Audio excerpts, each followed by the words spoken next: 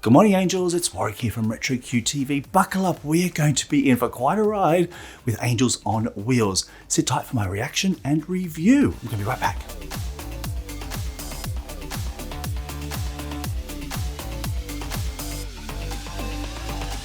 Welcome back, Angels. I'm so excited you're going to be joining me for this reaction and review of Charlie's Angels Season 1, Episode 11. Angels on Wheels. And before we get into it, let me apologize for being missing in action for so long. You know, life. I said that last time. I'm probably going to say it next time. Doesn't matter. We're here together right now.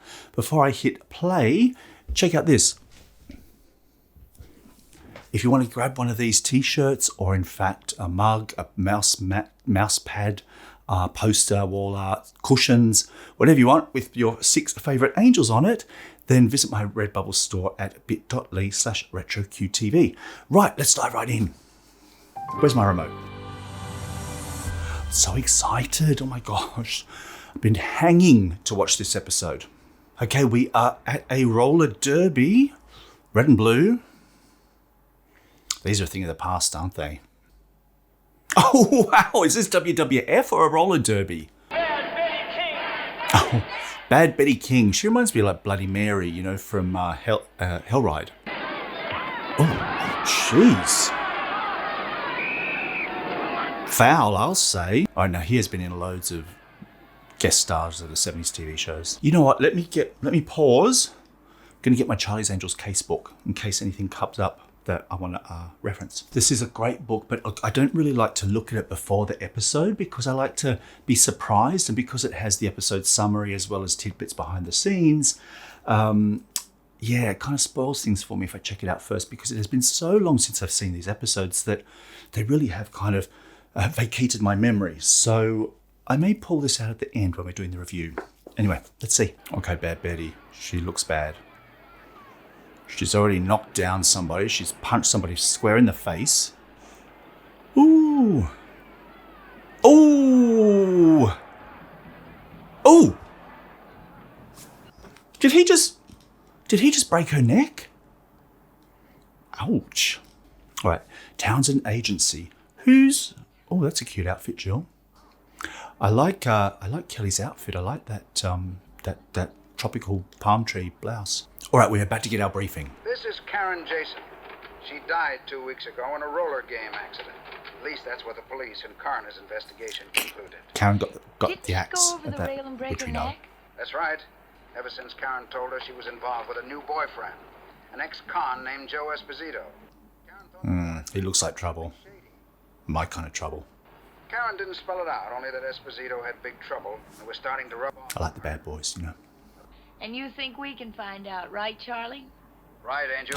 Oh. Post haste. I know you can find out, Bree. So there's a missing mysterious suitcase, a girl with a broken neck, a no-good boyfriend that's disappeared, and a worried sister that we'll never see. That's hide the angels to try and figure out what's going on. Got it. All right, we are on the rink. Oh, here we go. Jill is going to be one of those roller angels. Now, usually there's a man on the inside, so I'm wondering if the coach is friend or foe. We'll see. All right. Now look, Barbara. Your sister Karen. Oh, okay. So Jill is undercover as Karen's sister Barbara. All right. Starting from now, you're like any other jock on this team. Oh, Mr. Rizzo, I'll do my best. I will. Thanks. All right, Jill, you're in. Oh, that's Durwood. I'm Barbara Jason. Hey, Barbara. Oh, look how tiny she is compared to him. Glad to meet you, Miss Jason. You mind if I look you over? Oh, no. One owner, no mileage. One owner, no mileage. Clean. And the name is Hugh.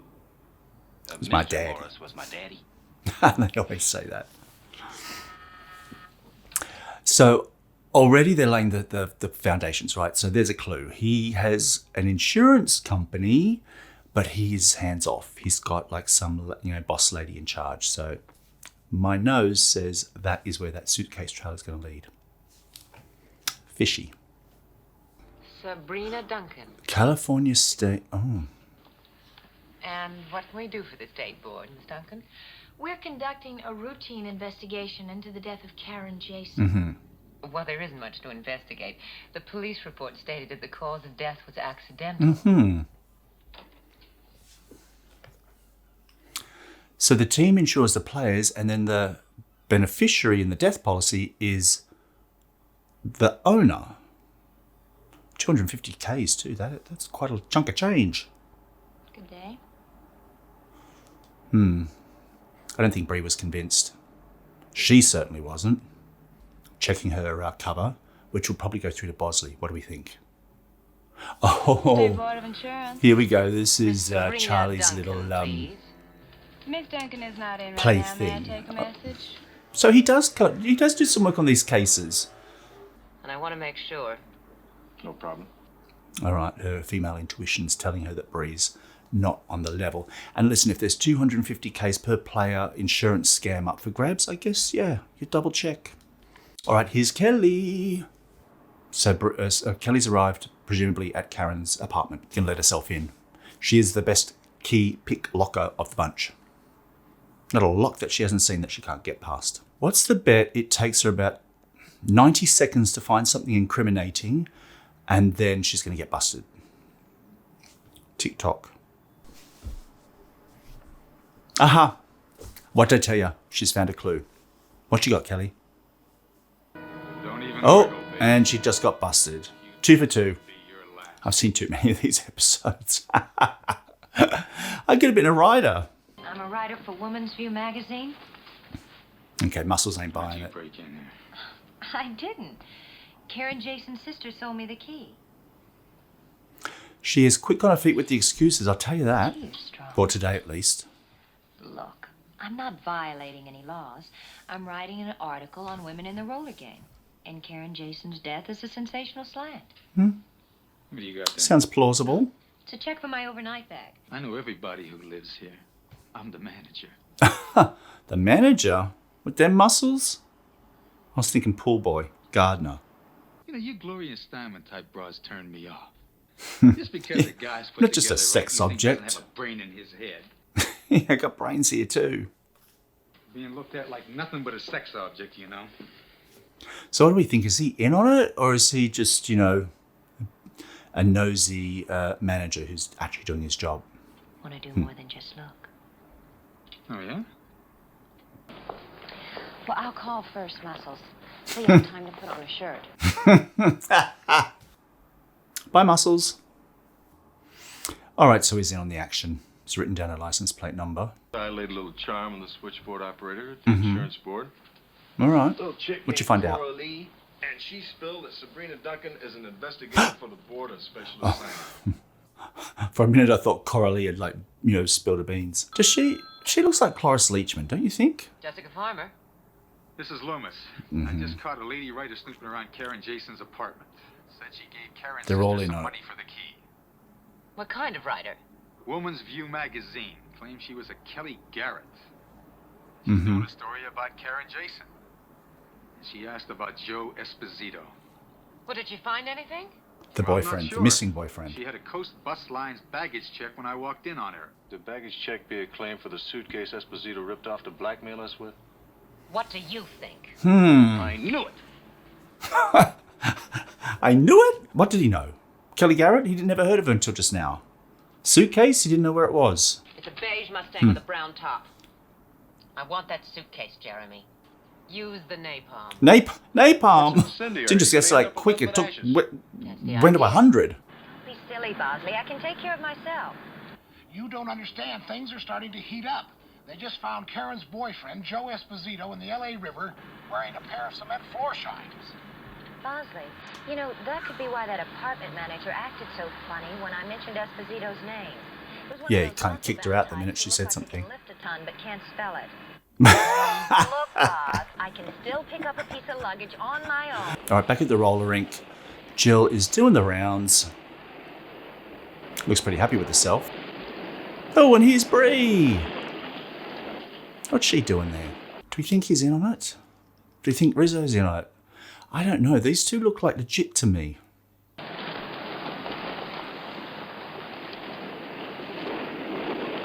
Nice work, Jill. That's why you're here, isn't it? About Mhm. Karen. Yeah. And why you collected 250 G's on some dodgy insurance. Ooh! Ooh! Is that bad, Betty? I want to talk to her now. That's how she got a reputation. Oh, not much meat on Jill's bones. That must have hurt. Yeah, without a diving board. Are you okay?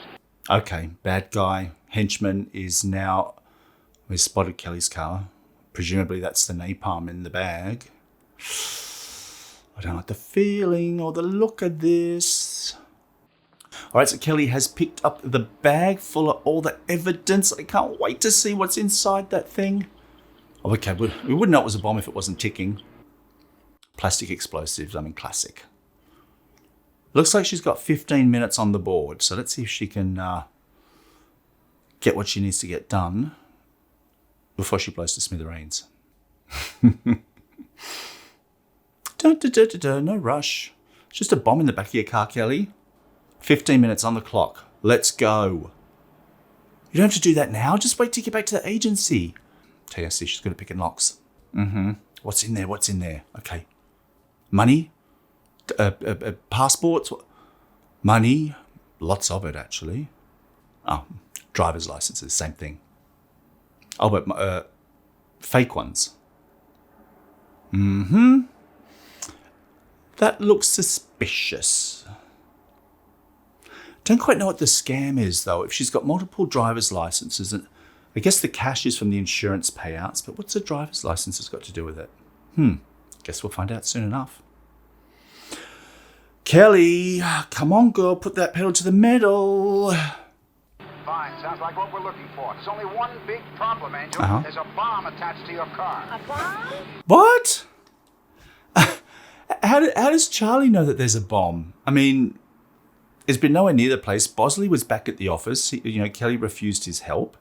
She's been flying solo the whole time. How does he know there's a bomb? Did he have her phone tapped? But then he would have been able to alert Kelly before she... I don't know. Okay, that's... Or there's a scene missing. Maybe something got edited out. But that makes, like, 0 sense. The suitcase, Angel, the suitcase. What? How does Charlie know that she left the suitcase behind? All right, this is making 0 sense. 0. Oh, dear. Yikes. Anyway, listen, she made it. Just. Whew. That is going to bug me, though, that whole scene. I need to find out what happened. Maybe they'll explain now how Charlie knew. Anything, as long as it's bomb-proof. A rental car to replace the one that you demolished will be ready to be picked up this afternoon. You know, you girls go through cars like Evel Knievel goes through motorcycles.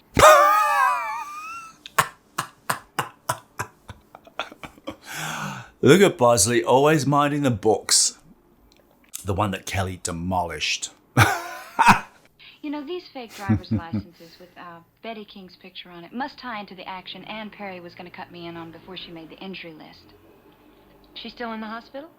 Yeah, for a week's observation. She fractured a hip in practice yesterday, which according to her is my lucky break. Meaning? All she'd say is that Betty's running the show and she'd talk to me when she's ready. Hang on a minute. I'm going to start pushing Betty this afternoon. I feel like I've missed something. She hasn't spoken to any of the players.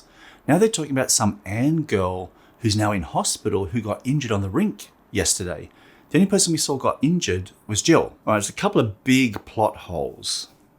Big ones. So apparently this Annie chick who we've never seen, who is now in the hospital, was telling Jill about some scam that Betty is the ringleader for. Now Jill's pumping her for info to trying to get a slice of the action. I want to do something on my own. I don't want to grow old waiting. So now Jill thinks this is her big break in some dingy roller rink, getting a slice of Betty's action so she can, finally step out of big sister Karen's shadow.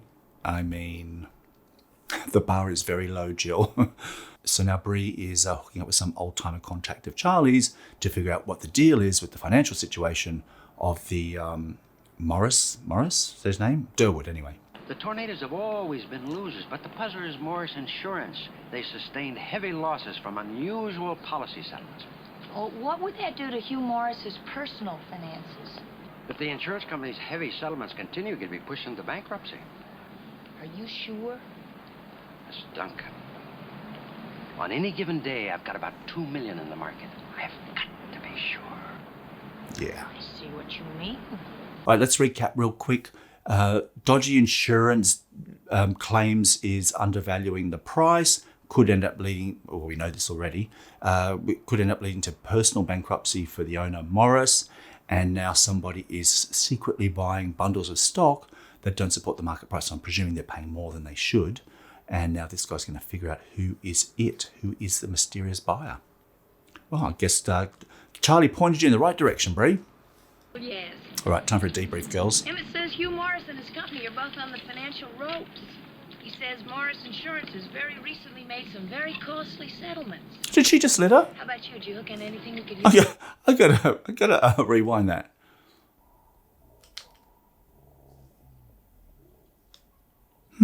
All 5 driver's licenses with photographs of Betty King are in the names of children who died before they were old enough to apply for a driver's license. All right, oldest scam in the book. Create an ID from somebody that's dead. Sabrina, do you know how easy it is to get a birth certificate?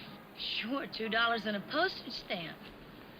But the question is, why does Betty King need 5 driver's licenses? And I want to know having that Bosley too. request a complete DMV file search on each license.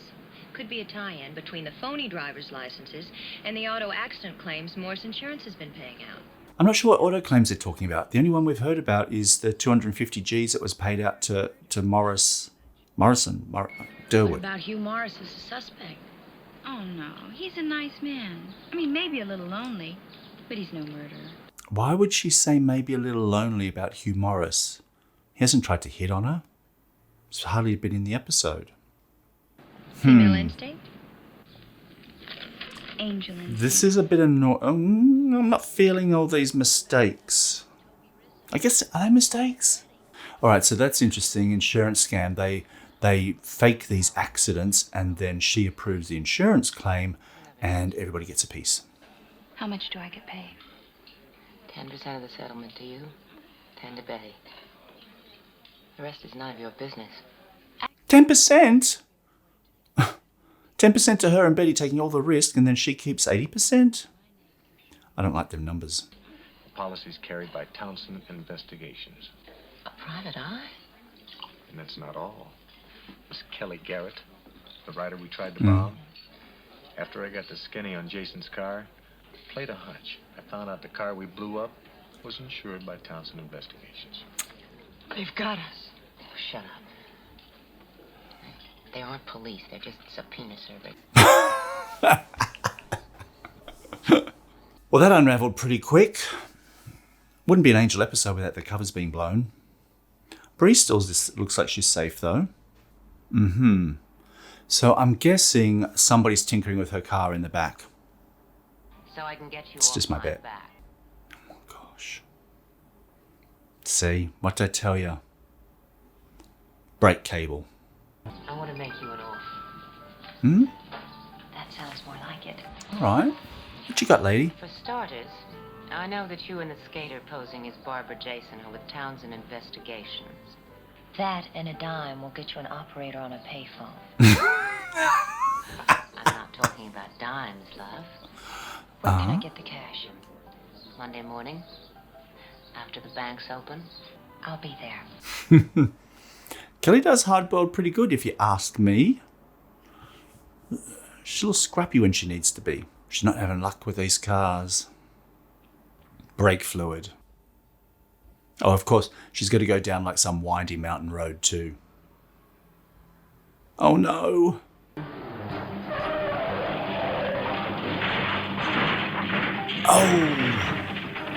Oh. Lucky. No seatbelt either. Oh. Then whatever the details, the bottom line has to be Jessica. With her partner, Coach Toby Rizzo. So he is in on it. Jill is on borrowed time. Atta girl, Bree. Commander-in-Chief.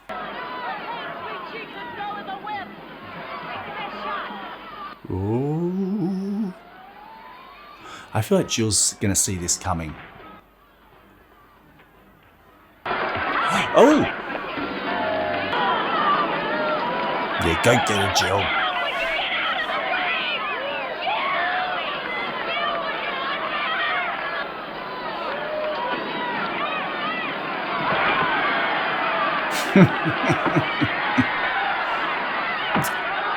Bam!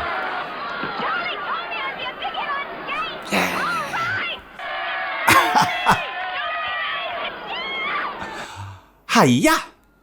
Oh, that was Jessica fun. Farmer and her friends are all facing murder one. You don't for the cross deaths an of angel. Joe Esposito and Karen. A buffalo head. Amazing, Angel. How did you guess? Never mind, Charlie. But if you ever get tired of it, I know where you can trade it in on a 55 Pontiac. I know about this episode. There's a couple of big plot holes, especially that bomb blowing up. How Charlie knew it was there, and then how he knew that Kelly had left the suitcase behind. That is very hard for me to get over. And then there was a couple of little things like when Jill said Morris is lonely. Like how huh? I don't get that. There was no scene even between them talking about lonely. He never tried to hit on her. Yeah, I don't know. Anyway, let's have a look at the casebook. See what the casebook has to say, huh? There's nothing special to add except that it was filmed apparently at the Thunderbirds roller derby rink, and they're apparently some big team in the 70s. Farrah did obviously a lot of her own skating, which was kind of cool to see. I don't know, what did you think? Tell me, sound off in the comments below. Let me know if you loved it, hated it, or somewhere in between. I'm going to give it 2 halos out of 5. It was all right. I mean, nothing special. The insurance fraud angle was pretty boring. Some of those major plot holes you could drive a massive truck through, so that's going to bug me for a long time, actually. And overall, nothing special with the fashion. A couple of good lines with Kelly, though. I did like her interactions with Muscles and her tough talking with Jess. She's a bit of a spitfire. I like the way that they played that out in the script. Beyond that, I don't know. A few iconic scenes, I guess, the blowing up and the roller derby rink. They feature in the opening credits. So I guess because of that, I'm super familiar with them and had forgotten how they came to be, but now I know. And you do too. All right, Angels, that's a wrap on episode 12. In fact, I said it was episode 11 at the top of the show. It's actually episode 12, Angels on Wheels. I'm going to see you real soon, I hope. Thanks for watching, and until next time, bye, Angels.